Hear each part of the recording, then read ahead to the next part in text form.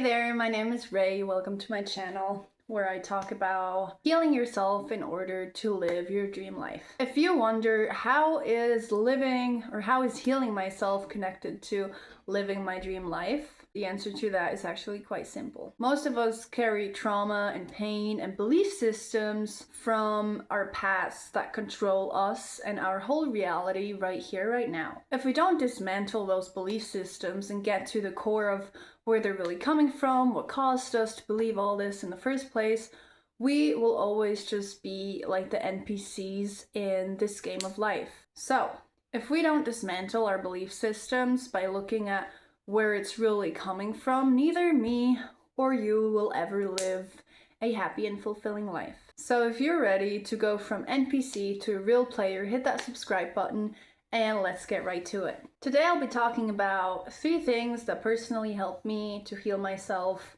and most likely will help you too, so all of us can live our dream lives. The first one is you need to start talking to people and opening up to people. If you wonder why is this so important, it's basically because just imagine that you're a clear glass of water. All that past pain and all that trauma has dirtied that water. All that trauma is this oily, sticky fluid that is swimming around in the glass and in the water. So it's not clear water anymore. By talking and releasing our traumatic experience around somebody that we trust in, we actually release that oily, sticky fluid from our glass so we can actually clear ourselves and we get clearer. And the more we do, all of this work, the clearer the water in that glass will be. Or here's another example. Just imagine you have all these like black energies literally inside your bodies that are called trauma and that are like holding you back, and they're like in control of you. They're like wrapped around your spine or whatever. Again, like those things are controlling you and they're literally holding you back from living your dream life. And if you feel like that resonates with you, let me know in the comments. Who you talk to, whether it's a therapist, a friend, family member, your partner, or whoever, doesn't really matter. The only thing that matters is that you feel safe around them, that you feel safe enough to actually, really open up to someone. I feel like a lot of us have friends and we kind of open up to them, but we never fully open up to them. And you need to find a person where you can just fully open up to them and share your deepest, darkest secrets, basically. Which, just deepest, darkest secrets as in like your trauma from your past. And a lot of us have a lot of shame around that or a lot of guilt. So it's really hard for us to open up, which is, understandable. So you really just need to find someone that you can confide in. And it's also really important from my experience, you need to feel heard and acknowledged.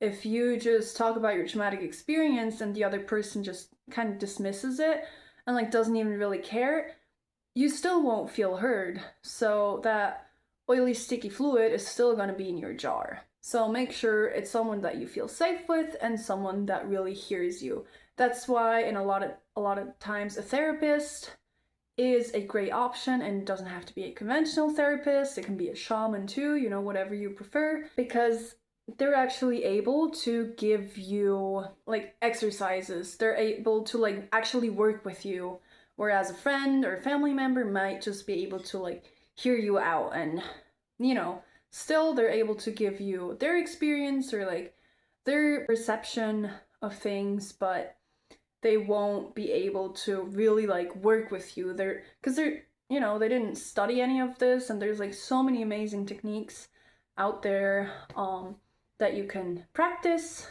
to, first of all, find the trauma and then kind of like unravel it. So like I said, so that the jar gets clearer and clearer step by step. And I see so many people who still talk about what happened to them 10, 20, maybe even 30 years ago, which made me wonder, like, why are they still hung up on their past? And a lot of the times that is because they've never fully released it. Because again, they're like they're like stuck with it, and until they're ready to really talk about it, go deep, have that safe space with a person, until they feel acknowledged and heard, they will have to go through that cycle over and over again. The second thing that I have for you is to start practicing more self-compassion. If you're like me and I used to beat myself up if I've like made a mistake. I used to get really frustrated and like angry with myself, and I would, with certain things, I would even completely like hate myself. If you're the same, and if you make a mistake, don't punish yourself for it.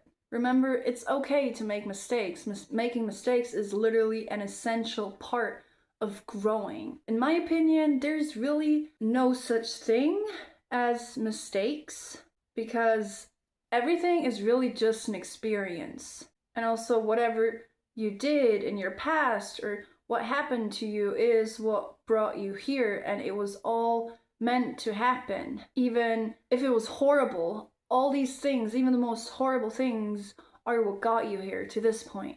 Remember, everything happens for a reason, and if you mess up next time, don't punish yourself internally.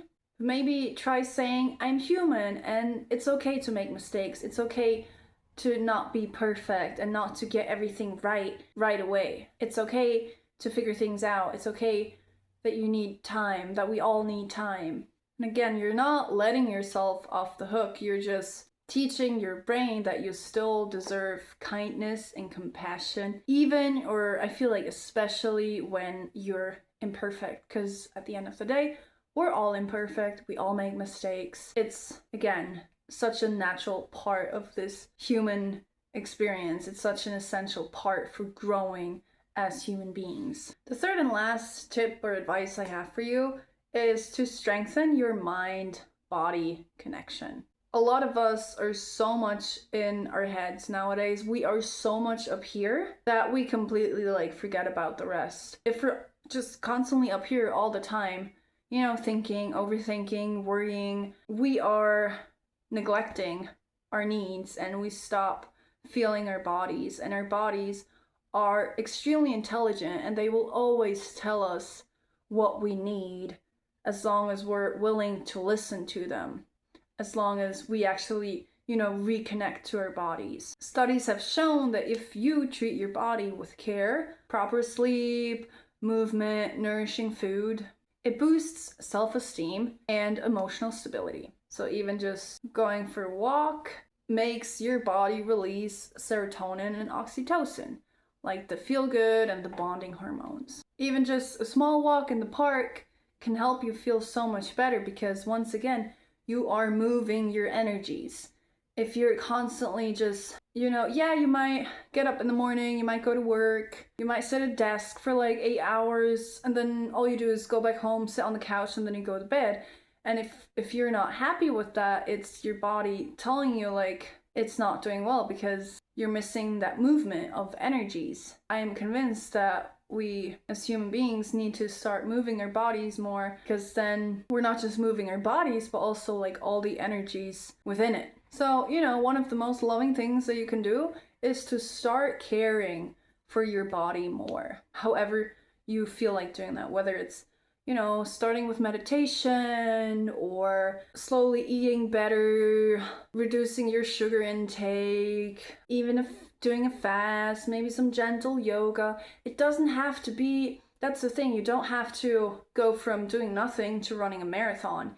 Even just like 15 minutes of exercise twice a week would make such a huge impact on your well-being. Now, if you're wondering, is it really this easy to heal myself? Or I don't believe healing myself is done by just talking to someone, being kinder to myself, and going on a Sunday stroll. Let me tell you, you are absolutely right. We are only scratching the surface level here. I am only telling you things that are kind of more on the superficial side. We are not fully deep diving into, real trauma work, real inner work. But I can guarantee you, if you do these 3 things, your quality of life is gonna increase. your state of mind is gonna increase. And I feel like it's a great way to start. So on this channel, we'll just take it step by step, you know, little baby step by little baby step. And before you know it, you will be so much closer to living your dream life than you have ever been before. So just follow me for more. Thank you so much for watching. I'm wishing you all the best. I hope this video helps at least one person on this planet, and I'll see you next time.